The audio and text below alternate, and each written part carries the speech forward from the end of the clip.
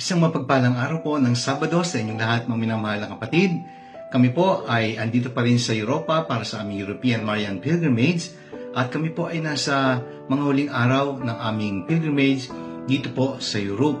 At kami po ngayon ay nasa unang araw ng aming pananatili dito po sa Roma, Italy. Kaya mula po dito sa Rome, pinapaabot ko po ang pagbati sa lahat ng mga supporters, mga viewers, and followers of the Daily Gospel Reflection. Sa mga deboto ni San Antonio ng Padua, sa mga minamahal po naming benefactors, saan man po kayo naroon, sana po ay nasa ligtas kayong kalagayan, patuloy po nating ipagdasal ang isa't isa. Panalangin po natin ang kapayapaan ng mundo, lalo tigit ang mga lugar na apektado ng nagaganap na digmaan sa pamagitan po ng mga Palestinians, ng mga members ng Hamas at ng mga Israelita. Let us pray for one another and let us pray for world peace. And welcome sa ating daily gospel reflection. Sama-sama po nating pagnilayan ng mga salita ng Diyos mula sa mabuting balita sa araw na ito. Mula po dito sa Rome, Italy, European Marian Pilgrimage edition ng Daily Gospel Reflection.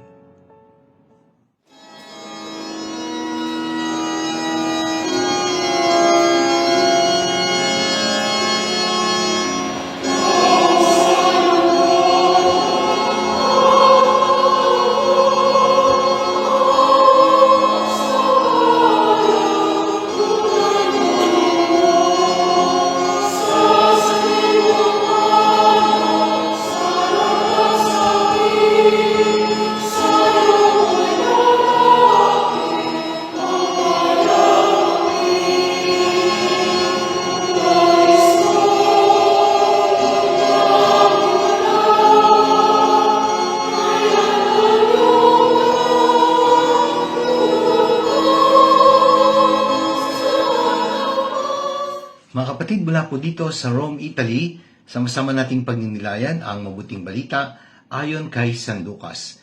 Ito po ay mula sa 11 kabanata, mga talata 27 hanggang 28. Ang pamagat po ng pagninilay na aking ibabahagi sa araw na ito, mula po dito sa Rome, Italy, ay nagsasabing, Hearing and Doing the Will of God.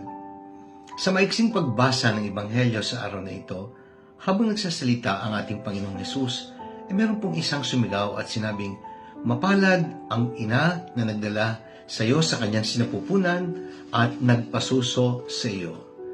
Subalit sinabi ni Hesus, Mapalad ang mga nakikinig ng salita ng Diyos at nagsasabuhay nito.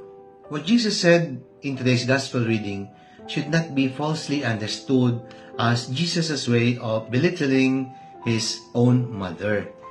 It is never a sign of hostility against His own mother, sapagkat ang totoo po, ang sinabi ni Jesus na mapalad ang mga nakikinig at nagsasabuhay ng kalooban at salita ng Diyos ay totoong-totoo sa buhay ng ating mahal na ina. Sapagkat si Maria ay isang tunay na alagad ng Diyos. Siya ay nakikinig at siya ay literal na nagsasabuhay ng kalooban ng Diyos. Kaya nga nung batiin ng anghel ang mahal na Birheng Maria, ang kanyang naging tugon sa kanyang fiat ay nagsasabing, Ako'y alipin ng Panginoon, maganap nawa sa akin ayon sa iyong sinabi. At lahat po ng sinabi ng anghel ay pinakinggan ni Maria at kanyang pinagnilayang mabuti. We call Mary blessed not only because she was chosen to become the mother of Jesus. Si Maria po ay totoong mapalad sapagkat siya ay nakinig at nagsabuhay ng kalooban ng Diyos. All her life, Mary never said no to the will of God. Mary's motherhood is a gift from God. Obedience to God's will is Mary's gift to God. Yun ang maganda. Ang pag-oo ni Maria ay isang napakagandang regalo na ibinigay ni Maria sa Diyos. Kaya talagang mapalad ang mga nakikinig sa salita ng Diyos at tumutupad nito. Paano nga ba tayo dapat makinig sa kalooban ng Diyos? Una, nakikinig tayo sa pamagitan ng ating mga tenga. Sabi nga, we listen with our ears, because ears are given to us upang tayo ay makinig. Pero, yun ay unang uri pa lamang ng pakikinig, sapagkat merong mga tao na may kakayanang makinig, pero hindi naman nakikinig. Bagamat ang totoo, hindi lahat ng binigyan ng kakayanang makinig ay tunay na nakikinig sa sinasabi ng Diyos. Kaya ang pangalawang uri po ng pakikinig ay pakikinig sa pamagitan ng ating mga mata. Sapagkat ang mga mata ay nakakakita rin ng mga mensahe mula sa ikinikilos ng katawan na nakikita ng mga mata. We don't only listen with our ears, we can also listen with our eyes. Sabi nga ni San Antonio de Padua, di po ba? Actions speak louder than words. Let your actions speak and let your words teach. Most of the time, we associate hearing only with our ears. Pero huwag natin kalilimutan ng ating mga mata ay nakababasa din at nakatirinig din ng mga mensahe mula sa nakikita nito, lalo tigit sa ikinikilos ng ating katawan. Always listen with your eyes for feelings, sabi po ni Stephen Covey. If you did not see it with your own eyes or hear it with your own ears, do not invent a story with your small mind and never share it to others with your big mouth.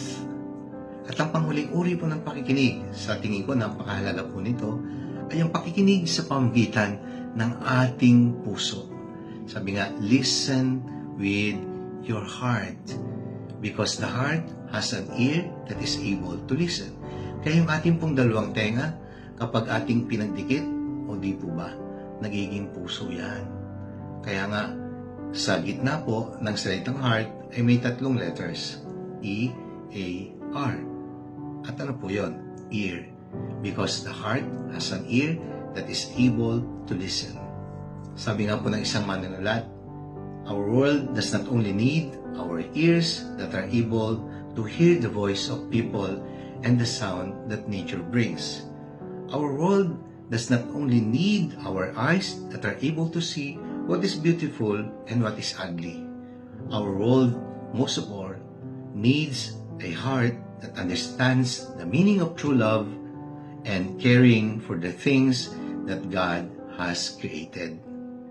Kaya nga, mga kapatid, makinig tayo at isabuhay natin ang kalooban ng Diyos upang maging kalugod-lugod tayo katulad ni Maria, ina ni Jesus at ina nating lahat.